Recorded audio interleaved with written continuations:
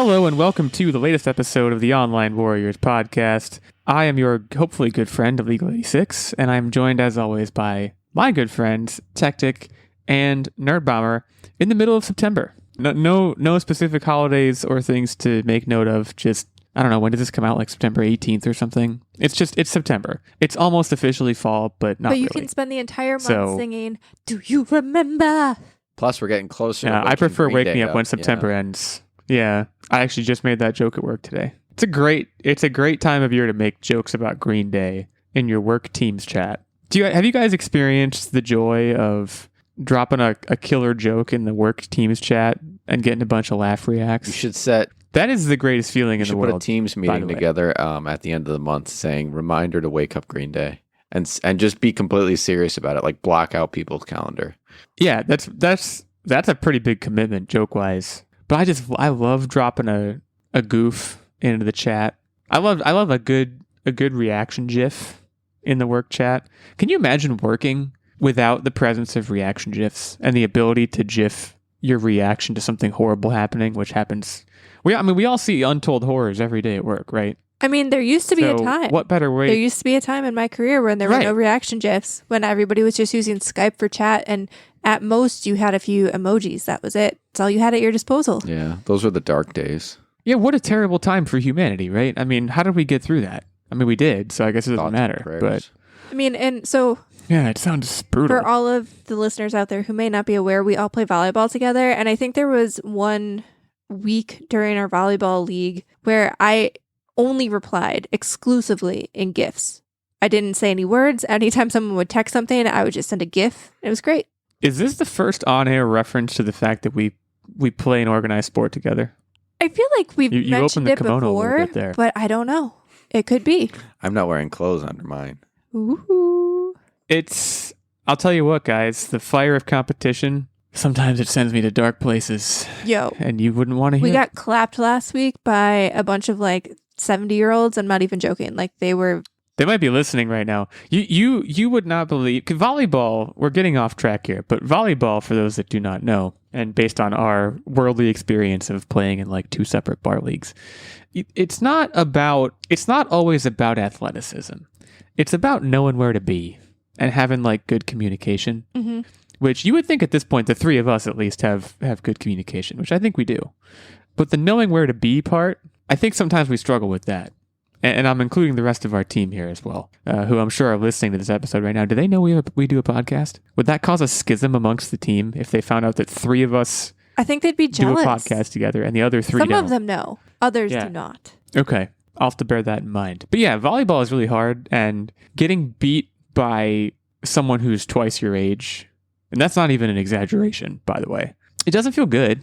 It's kind of funny for a little bit though. I was laughing while it was happening. Because, it's not like the Olympics. If we lose, it's not a big deal. No, it's a big deal. It's not I care. Don't get me wrong. I care. But also, if we lose, I'll be all right, But you guys should see Techtic's serve. It's a killer serve. I wish you could see it. Stone. It's the most steps I've ever seen taken to do a volleyball serve.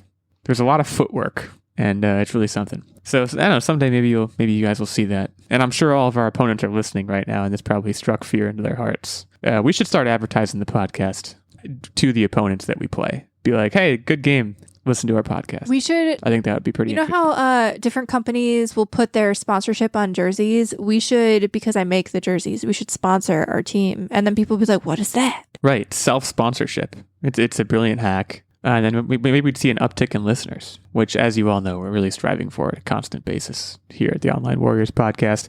We got a big show today. The PS5 Pro. That was a thing that broke last week. I guess there were two big tech drops. Didn't the iPhone 16 drop last week? We're not talking about that because I don't know if you guys saw, but kind of a snooze fest. I got an iPhone 15 pretty recently, and I saw the iPhone 16 announcement. And I read through all the specs, and I was like, I did the right thing. Sorry to all the iPhone haters out there. But we're going to be talking about the PS5 Pro. We're going to be talking about flow, and I'm not referring to the flow state. He's talking about that time of the month. Talk about. Not that either. You're right, I should specify. No, we're talking, it's a film, guys. It's a film we're going to talk about. Got a cute trailer for that. It's in line to win potentially Best Animated Feature at the Oscars this year. Ooh, eyebrow raise. I have to say eyebrow raise because people can't see my eyebrows. It's the curse of an audio format. GIFs. And then we're going to be talking about the ongoing Annapurna situation.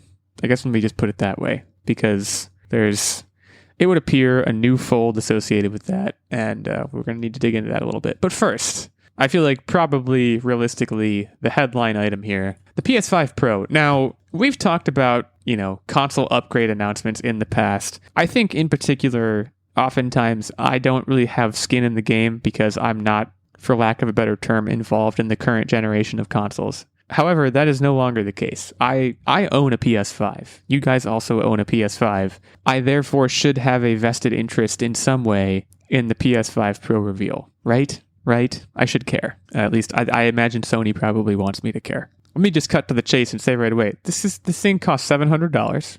Obviously, I shouldn't say obviously. I'm fairly certain the highest cost for a console ever. And it doesn't come with a disc drive or a vertical stand. You have to buy those separate. Does not come with a disc drive. The disc drive is another $100 on top of this. Yeah, I mean, I can run through the features here. I mean, it's a lot of what you want to hear. Please run through the features, ahead. And then I have a comment to make. Yeah, so I mean, we're talking about improved ray tracing. We're talking about I read the press release. I still don't even really understand it. AI-driven upscaling.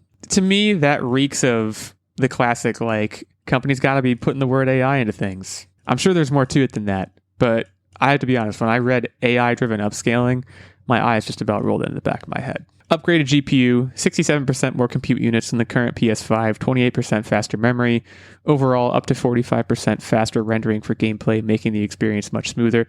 There's a lot of talk of amazing graphics at high frame rates, in particular 60 FPS. Okay. So now I'll make my comment. Go ahead. Yeah, please. The main separator between a desktop computer and a console has really been cost. You can have a console that is optimized to perform to play your games at a fraction of the cost of a desktop.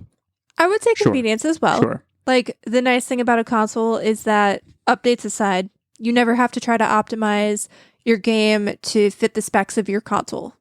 Your PC, you might be playing a brand new spanking game, but you gotta, downgrade the graphics because your computer can't handle it, that kind of thing. With the console, it just works.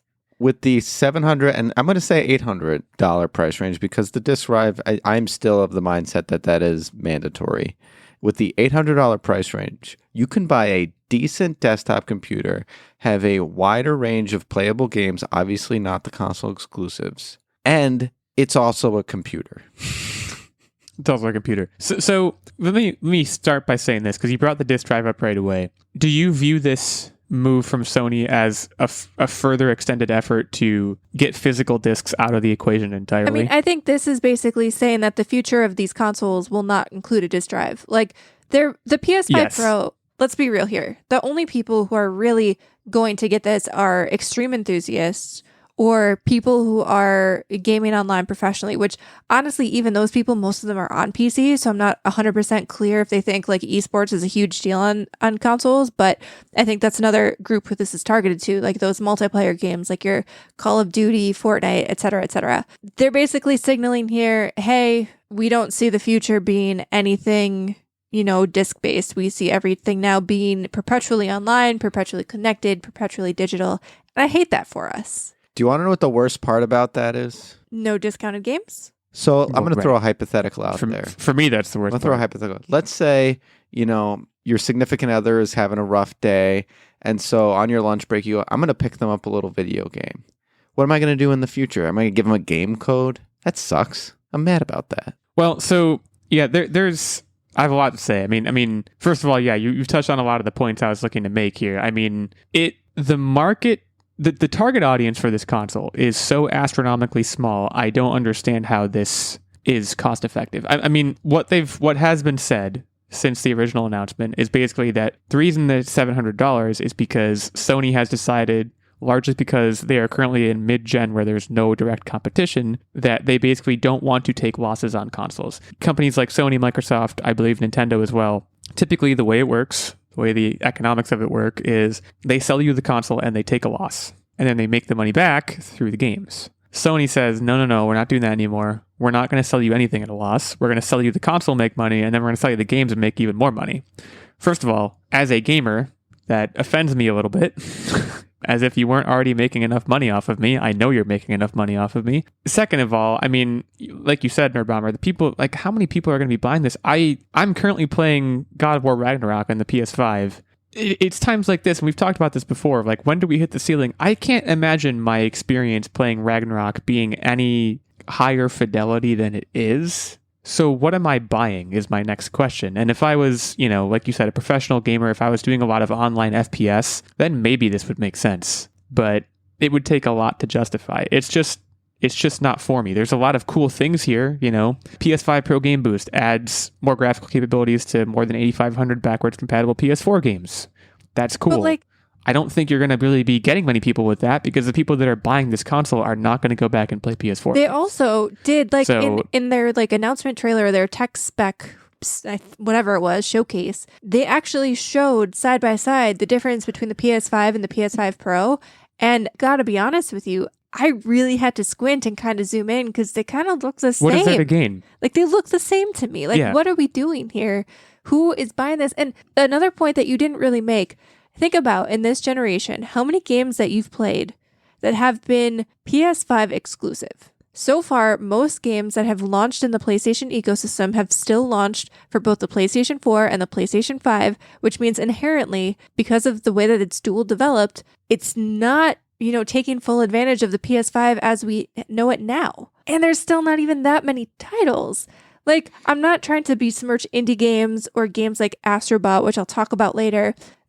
Games that are cartoony don't always take that full graphical power and use it to its fullest extent. And I'm just trying to think of these very hyper-realistic video games that have released this generation, and I can maybe think of a handful. There's a number that there are a bunch of games that have been identified, there will be identified with PS5 Pro enhanced labels on them. Games like Assassin's Creed Shadows, Alan Wake 2, Demon's Souls, Dragon's Dogma 2, Final Fantasy 7 Rebirth, Gran Turismo 7, Hogwarts Legacy, Horizon Forbidden West, Spider-Man 2, Ratchet & Clank Rift Apart, The Crew Motorfest, The First Descendant, and The Last of Us Part 2 Remastered. So they're starting to say, hey, here's these games that are going to take advantage of this hardware, and they're going to presumably continue rolling them out. But yeah, I have to agree. I think that this in conjunction with the disk drive thing feels like a fairly massive misunderstanding of what gamers want. And again, you could argue that, well, the 1% to 2% of gamers that are playing at a pro level that need this, yeah, they will benefit from this and they're clamoring for this. But other gamers like me who by the way, I have money that I could potentially spend on something to improve my gaming experience. This ain't it. And I have to again go back to my gut feeling. We have Sony in one corner, we have Microsoft in another. They're trading haymakers in the console wars. They always have been. I have to go back to Nintendo. Nintendo, I don't think, will ever take away their physical disk drive. I think they understand not to do that. They're just playing a different game entirely. And I respect the hell out of that. As gamers and consumers, we just need to either prove them right or prove them wrong. And really, we need to prove them wrong. The other way that companies lose money on a console is by not selling them. And so if we all just don't buy this, the price will come down. They realize they done messed up. Well, I think, though, the fact they don't really have any competition, this also goes to show why the downfall of Xbox, that if you're involved in the console wars, Xbox has not been doing super hot this generation or last generation. They shot themselves in the foot with the Xbox One, and it's been a death spiral, it feels like, ever since. And then the questionable decisions that they've been making, whether it's layoffs or game cancellations or acquisitions just to close studios later on. People have been celebrating kind of Xbox's downfall, but this is what you get when you don't have competition in the gaming space. And I'm not trying to say that Nintendo is not competition to Sony, but I don't think, like you said, Nintendo would not... They're not direct competition. They would not take these steps. They're not trying to climb this graphical fidelity ladder. They know what they're good at and they stick to it, and not in a bad way.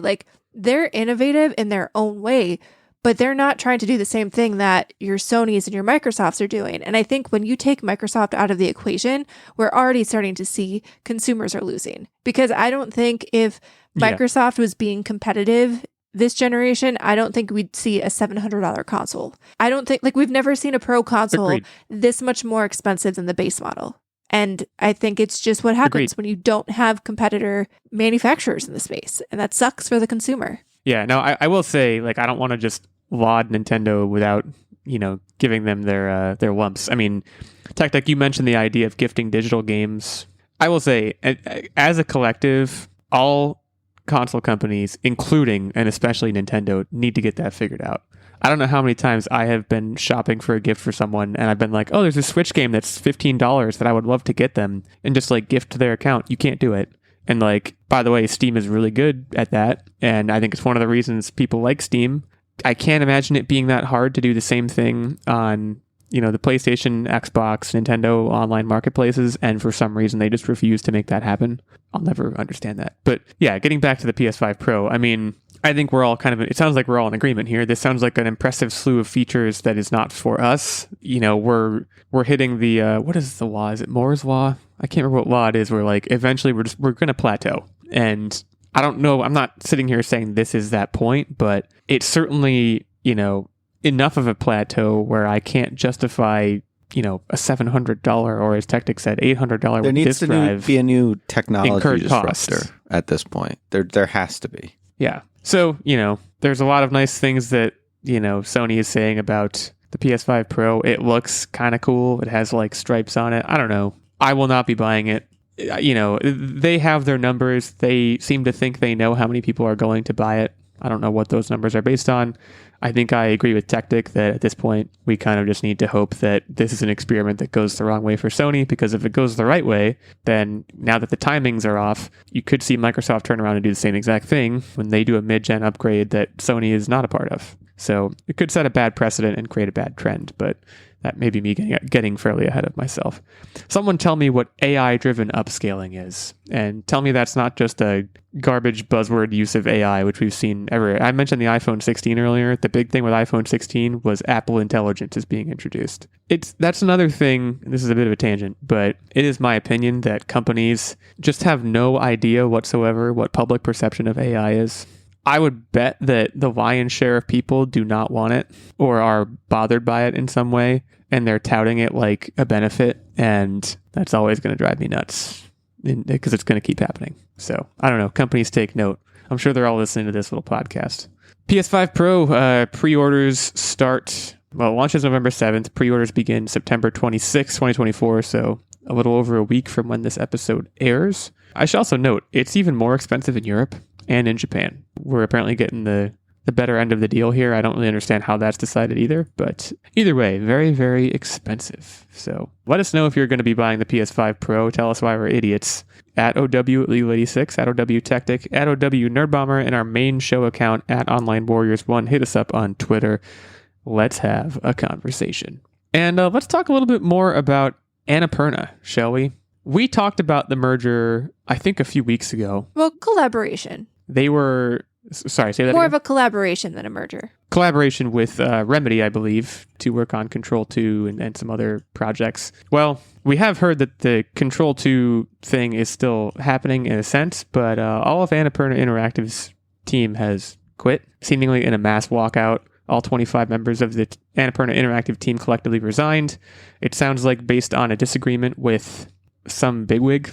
We don't have a whole lot of details, but it felt appropriate after, again, talking about the Annapurna and Remedy interaction a few weeks back to talk a little bit about this. I mean, my exposure to Annapurna Interactive started with What Remains of Edith Finch, which was a big hit back in 2017. Nerdbomber, Techtic, I know at least one of you, I believe maybe both of you have played Stray. Yeah, we're both big Stray fans. Outer Wilds is also a big deal from Annapurna. They came out with Lorelei and the Laser Eyes this year, which I mean to play but haven't played yet. To clarify Annapurna Interactive's role, it seems like are a publisher, so they team up with developers and then they basically take care of marketing, QA, stuff like that. So there's a lot of developers that are now left in the lurch, basically wondering what's going to happen to their game, and the fans are wondering what's going to happen to the game. It seems like in a lot of cases, Annapurna is going to honor a lot of agreements, but I don't really know how they're going to do that because they don't have staff. Yeah, that's something that I find really curious because obviously, the team of people who left, they're the people who have done such a good job of curating and identifying the game developers that they want to partner with and publish. And when those people leave, obviously, like, yes, you can always find new people to backfill talent, but you lose all of that knowledge. Like, we're not talking one or two people. It's the entire company of people left. And that is just like, you're basically starting from scratch at that point. And I can't imagine what it would be like to be in the game developer's shoes. Like, you thought you were in a really good spot. You look, like you said, you listed all the games that they've helped to publish and they've been stellar. And now you're like, what is going on? I can't even fathom what it would be like to be in the game developer's shoes right now. I'm going to say something. Yeah, the best understanding. I'm going to say something that I struggled to wrap my head around. So Annapurna is the publisher. Yes. As far as game development goes, what does a publisher do?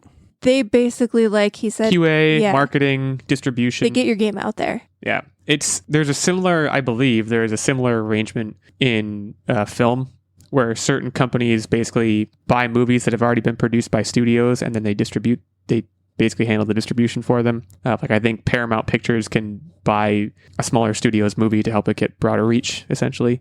Now, Annapurna Interactive, obviously associated with Annapurna Pictures, which incidentally is a movie studio. The best we can tell at this point is that Annapurna Interactive wanted to spin off and become its own entity. They had a disagreement with Annapurna Pictures. So basically they said, okay, if you're not going to let us spin off, we all quit. So, at this point, if you're Annapurna Pictures, you're kind of feeling like your bluff got called. If you're these Annapurna Interactive team members, as a devil's advocate question, I guess, what's to stop them from just starting a company that isn't called Annapurna Interactive? I don't think at the moment, because I'm no legal expert and I may be completely off base here, but if I recall, like, non-compete things basically got kiboshed recently, correct? At least in the United States. That is correct. So I think there's virtually nothing stopping them aside from, having the funding and being able to have, agreements with developers, because it'll be very curious to see if they're successful in striking out on their own, if that's their plan, because obviously you have a big name like Annapurna.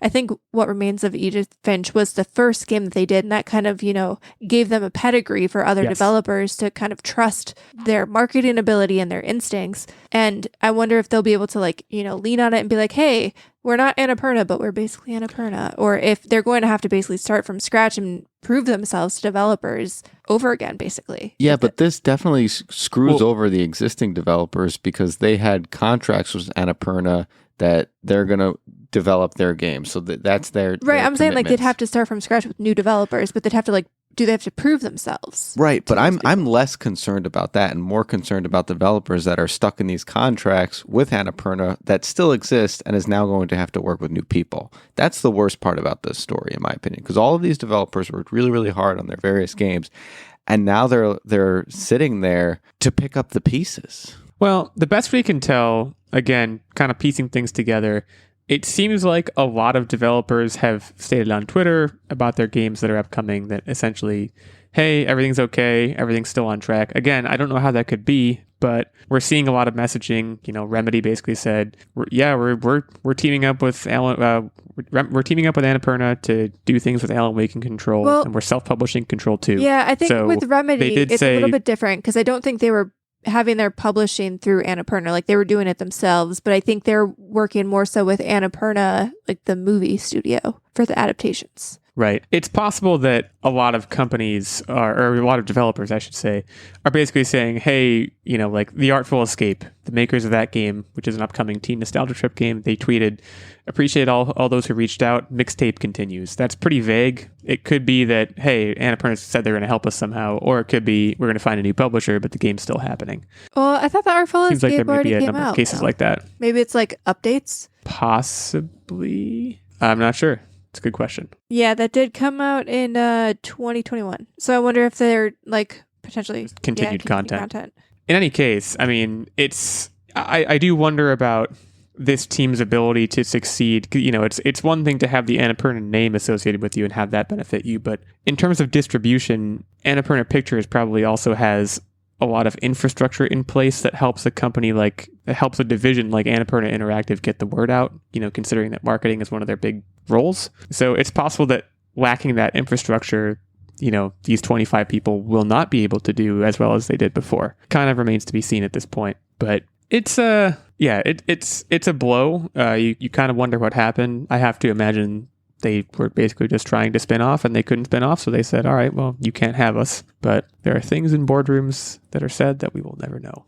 On that cheery note, we can head into our mid-episode break. But before we do that, a very special episode today because we have a new Patreon supporter. Shouting out Greg, supporting us for the first time here on the show. Greg, thank you very much for your support. Happy to have it. Happy to have anyone supporting the show, but especially you, Greg. Happy to have you, and happy to have our fantastic Patreon producer, Mr. Stephen Keller, as always, supporting us at the night level, which is the highest of our 3 levels of support over on our Patreon. As a result of that support, he gets this weekly shout out on the episode. He gets input into the weekly game segment, of course, access to the monthly secret segment and vlog, and the occasional guest spot on the show, which I am told is fast approaching. So that's the night level. That's again the highest of the 3 levels that Steven supports us at. You can also support us at the Squire level, which gets you access to the monthly secret segment and vlog. There's also a page level, which gets you access to the monthly secret segment. So again, patreon.com/online warriors podcast is where you can go to get all the details on any and all of those levels of support.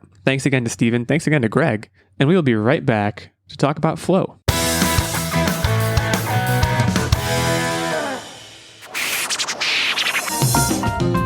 I'm Ryan Fonzie. This is Cameron Hagee. My name is Tony Giggles. And we're 3 dudes who love The Legend of Zelda and love talking about The Legend of Zelda. And if you are a Zelda fan as much as we are, then come on down and listen to your heart's content. We have a podcast that we'd like to share with you. It's called A for No, B for Yes. We cover the Legend of Zelda series, different games chapter by chapter, and we have all kinds of theories about what we see and what we've experienced in the game. Do you go through Wikipedia and look up stuff based on the things you see in the game to create theories to how it could link to other things in the world that we actually live in, and not the Zelda one that was the one that was created by the people that are in the world that we actually live in right now? Because if you don't, then you should watch this, because we do. Did you guys get all that? If not, oh, you didn't. Okay. So we are A for No, B for... All right, I'll stop.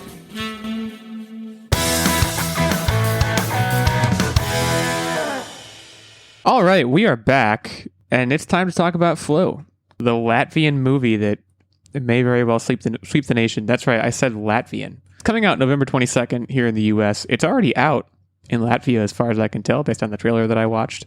If you haven't watched the trailer for this, you should just go Google it. Watch the trailer right now. It's a, cute cat movie. That's probably minimizing what it is. Go watch the trailer. Pause it. I don't think it's a cute cat Pause the movie. podcast right now. I think this is probably going to be more akin to the Life of Pi, but obviously without, being able to talk. But it's going to be like the Life of Pi with animals. And also make the cat as cute as the cat in Little Kitty Big City. And maybe throw in some elements of Stray in there. We were just talking about Stray. I'm glad you brought up Little Kitty and Big City and Stray, because are we having just this crazy cat resurgence in media? It's the renaissance of the kitty cat. It really, really is, because this is just the past 2.5 years that boom, boom, boom, all these things came out, and everyone's eating it up. All 3 outlets were well received.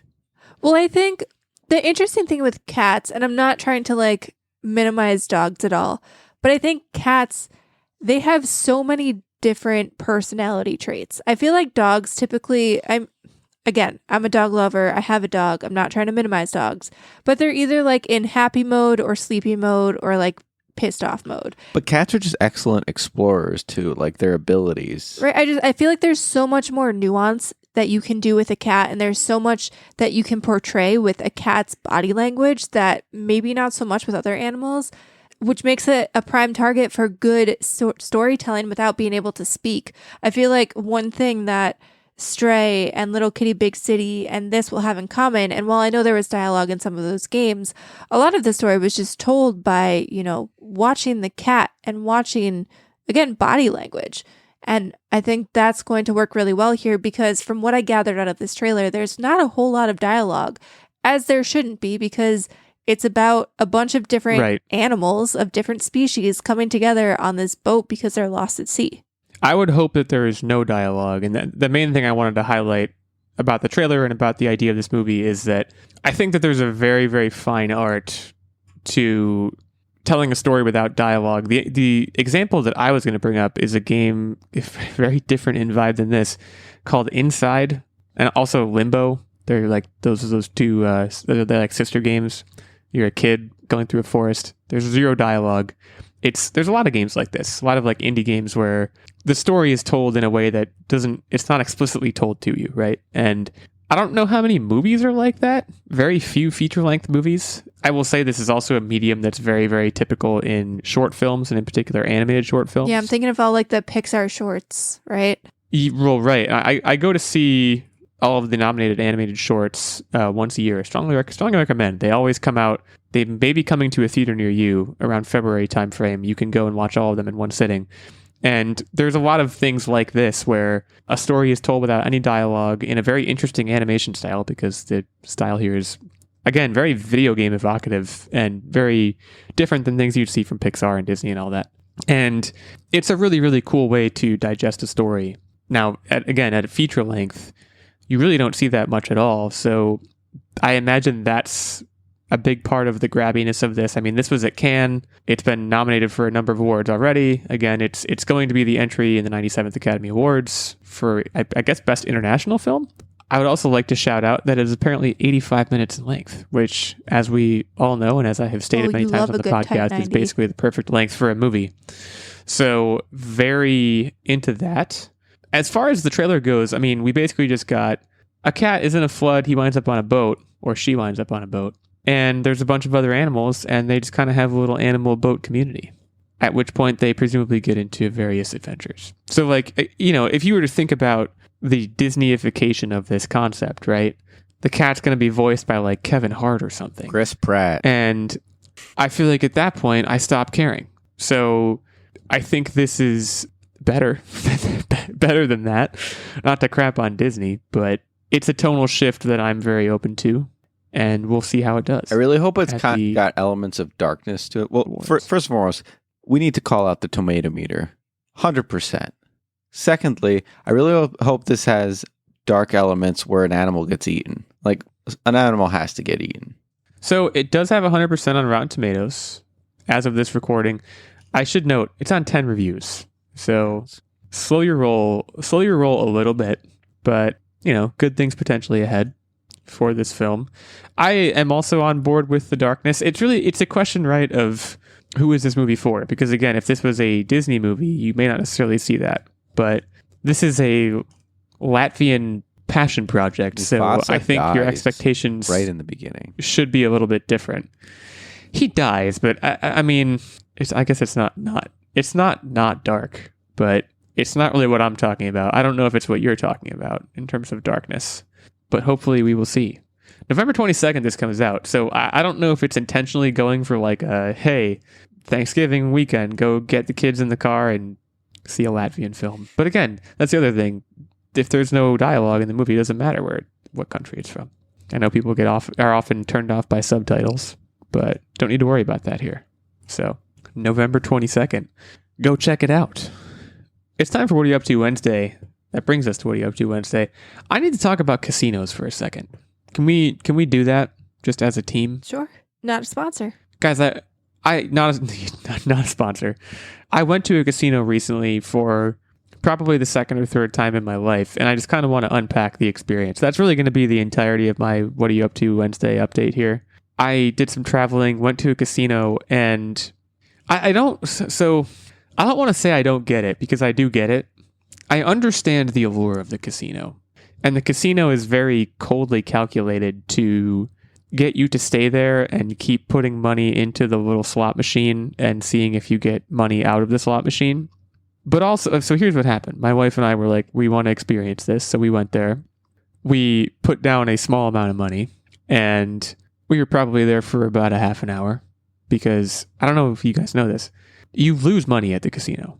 Like, especially like table games. This is one of the bigger scams of casinos, and it probably depends on the casinos you go to, but I imagine in most places, in order to even sit down at the blackjack table, you got to be plunking money down. And like, I'm not talking pocket change. I'm talking like money that I was not willing to put down. So we're relegated to the slots. And slots are just a very... You walk into a casino, there's a million slots. I don't understand what And goes on with the slot machines. I don't get the popularity. Well, it's first of all, I don't think you even need to know what's going on to play it. You just you put your money in, you hit a button, you're like, did I win? That's all. There's no That's thinking so involved. unsatisfying. There's no skill I feel involved. like it used to be It when is. you think back to like the OG slots where it was just like the 3, spinners, and you just had to get that middle row in a line. Like Yeah. you knew what you were looking That's for, and you right. could anticipate. And like when that third spinner would They're drop, you'd so be much like, more "Ooh." complicated now. Now you're like, there's 18,000 different combinations and lines and zigzags, and I have no idea what the Yeah. hell I'm looking at. I'm college educated, as you both well know. I actually have an advanced degree. There were multiple instances in which I hit a button and something happened, and I was like, I don't know what happened. Did I win or did I lose? If that's what's happening in a slot machine, the slot machine's too complicated. No, that's intentional. You need to dumb it down for me. Well, right. So you're getting to my broader point. I understand the addictive aspect of it. I really do. I like playing games, and every time I play a game, if I lose, I'm like, give me another chance to play the game so I can do better at the game, even if it's a chance-based game.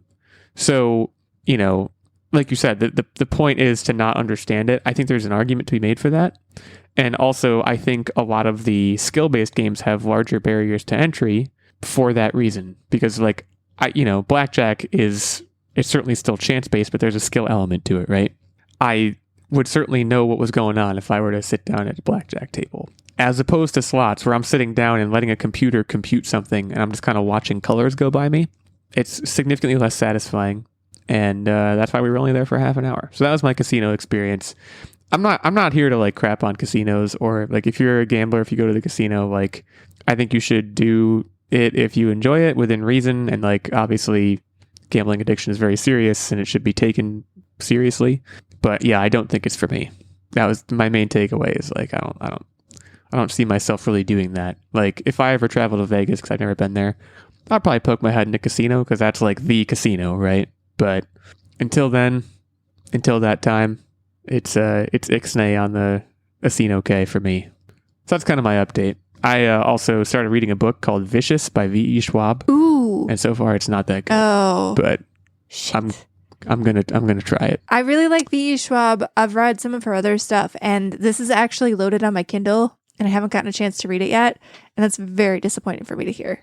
It's very... I borrowed it from my sister-in-law, so if she's listening, sorry, I'm probably gonna give this book back soon because I don't like it. But it's very like... Smut. No, it's not smut. It's like it's very underbaked. It's very adolescent. It's very like... it might be a don't wanna YA say book. Are you sure that melodramatic. it's not? This might be one of her YA A lot of... authors.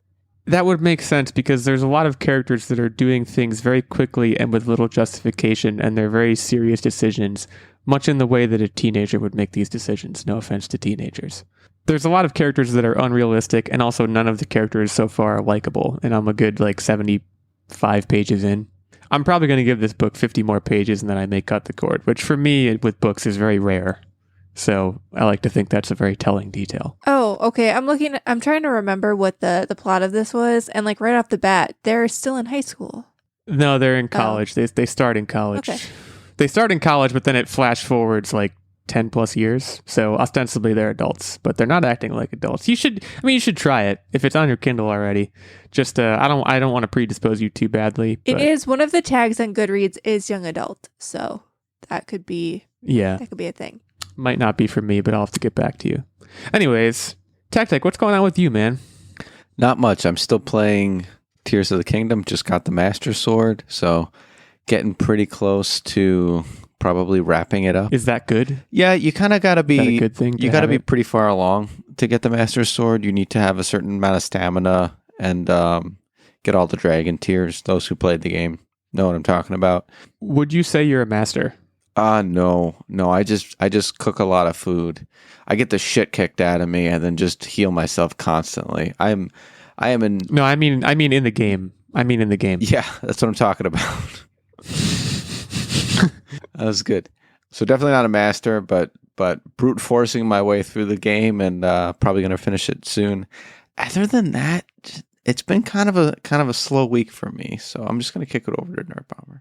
I finally started playing Astrobot, and I'm not going to claim to be that far in, but you have to collect, or there's 300 bots for you to collect in the game, or maybe it's 300 to end the game, but there might be more. But right now I think I have 45 bots collected. I love this game.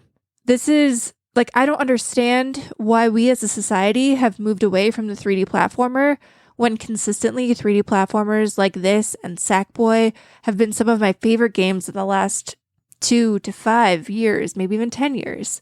Everything so far that I've experienced in Astrobot is done right. The way that they utilize the DualSense, once again, I think Astrobot is one of the only IPs that is fully using the DualSense to its fullest extent. I know that there have been some other games like Spider-Man, I think, use the DualSense to some degree with like the web swinging. You could feel it in the triggers. But literally, Astrobot tries to use every single new piece of technology that the DualSense has to offer. Down from something as simple that has always been in the controller to the speaker, they've done a really good job implementing, sound effects in the speaker that make you feel like you're totally immersed in the game, to, utilizing the gyro motion controls so you can like actually use the controller as you're flying the controller plane in the game in real time is super neat. Down to, again, those trigger controls. Even every time you collect a bot, it goes into your on-screen controller. That's kind of like your case for them, the ship that you are using to fly around all these different platforming worlds. And if you, kind of flip your controller in the air, like not actually throw it, but like just kind of make like an upward motion, the bots jump out of the controller. Everything about how they use the DualSense is incredible and tight, and probably the best use of the controller that I've seen so far. Moving on to the soundtrack, I have so much to say about this game. I'll try to keep it somewhat succinct, but the soundtrack, banger. Like, that's all I really need to say. Every world has a slightly different soundtrack to go with it. There's obviously the overarching, like, Astrobot, do-do-do-do. Yeah, I don't know if banger is the word I use for that, but okay. No, it's these songs. Certified banger. They slap. I would listen to them if I'm just like bopping and trying to do some work. I would put them on because it's a jam. Every single world is a jam. The worlds feel alive as you're moving through the platforming worlds. There's side characters that are constantly in motion that you can interact with. There's enemies that pop out of the environment, like you're walking through some tall grass and there might be an enemy that pops out at you. There's even cute little fun moments, like photo op moments that pop up if you discover them in the game. And you can put your Astrobot in the face hole of this photo op moment. And it's just these cute little touches. There's so much attention to detail in this game. So much to discover. And it gives you reasons too, like every 3D platformer, there's collectibles that you have to get as you move through. And then when you finish the level, it kind of tells you like what you missed. And there's so many reasons to go back. Like if you have to replay a level, you don't feel like you're just wasting your time trying to look for, that one thing you missed. There's just new things that you can discover as you're moving through the world because everything feels alive and dynamic and heckin' cute. So I'm not super far in yet. Like I said, I think I'm through like one galaxy so far. But it's fantastic. It is probably the most fun that I've had playing video games in a hot minute. As you guys know, like especially during the summer, I was kind of going through a little bit of a video game slump. I was just kind of playing NHL and things that I didn't have to put too much like mental investment into. And I am all in, locked and loaded with Astrobot. It makes me feel like a kid again. It brings back that joy that I used to feel when I first started playing video games back in the day. Even the little Easter eggs and all of the Astrobots that, are characters of old franchises, like paying homage to all of the different games that came before. It's so well done. If you liked the Astrobot VR game or the Astrobot little like preview game that was loaded with the PS5, you need to buy this because it's fantastic. And like I said, just very tight, polished, cute experience. It knows what it wants to do. It does it super well. It takes advantage of the new technology. And it's just so much fun. I love it.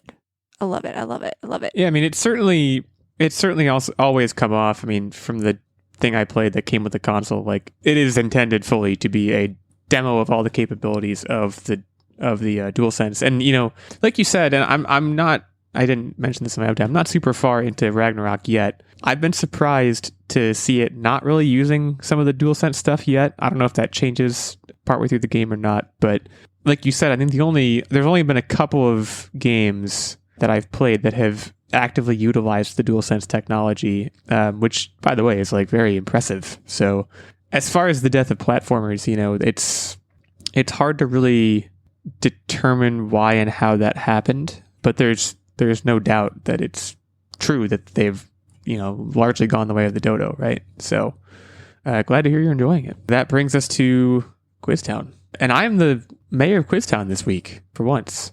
I am hosting the quiz this week on Jellyroll, which I had to determine who that was. So I'm glad that I'm not participating in the quiz. But before we get into the questions, Nerdbomber is 12-6, the top dog, top lady still. Ya boy, Illeagle 86, 11-8, Techtic 7-15. So struggling to keep up here, and Steven 1-1. Shout out to Steven.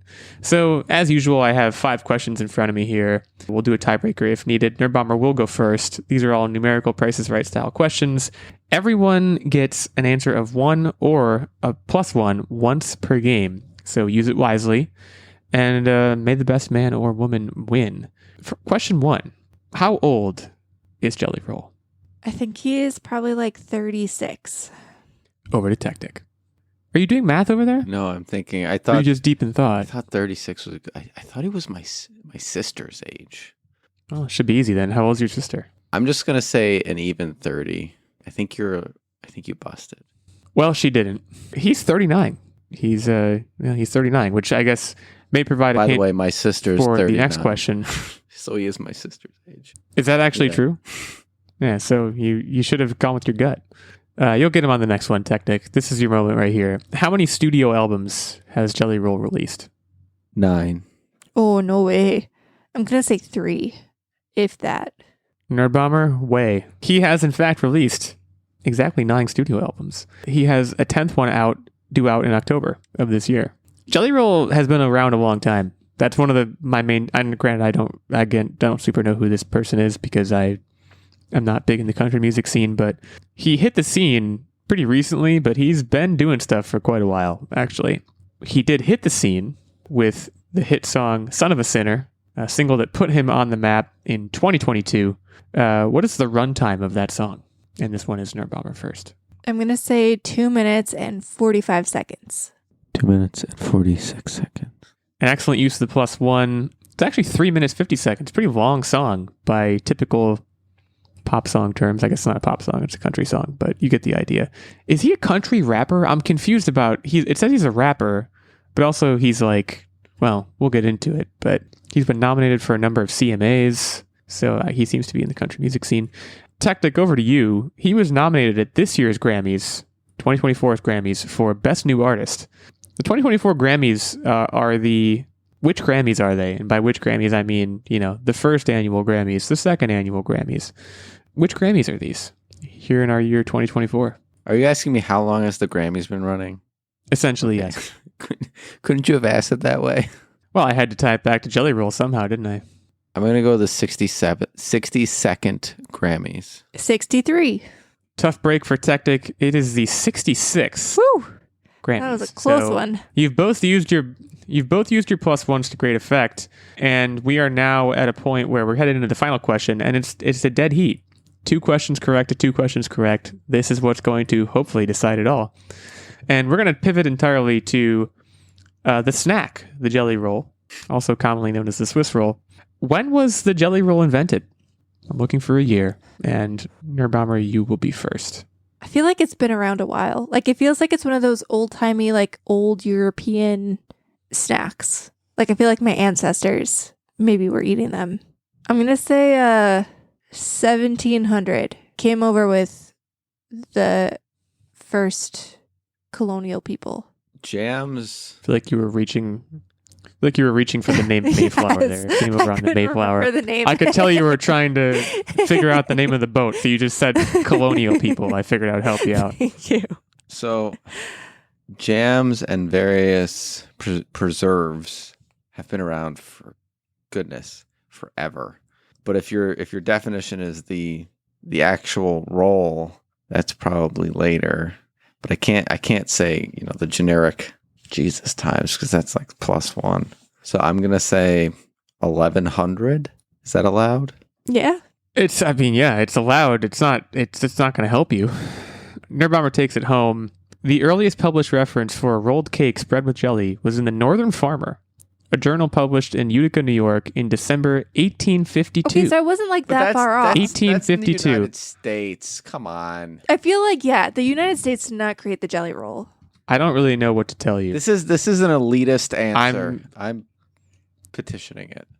I'm getting this from Wikipedia, so I don't really know. Just take it up with Wikipedia. There's probably a long list of people complaining to Wikipedia, and you could be the next one. But for the moment, anyways, Nerdbomber takes this one home. She moves to 13-6.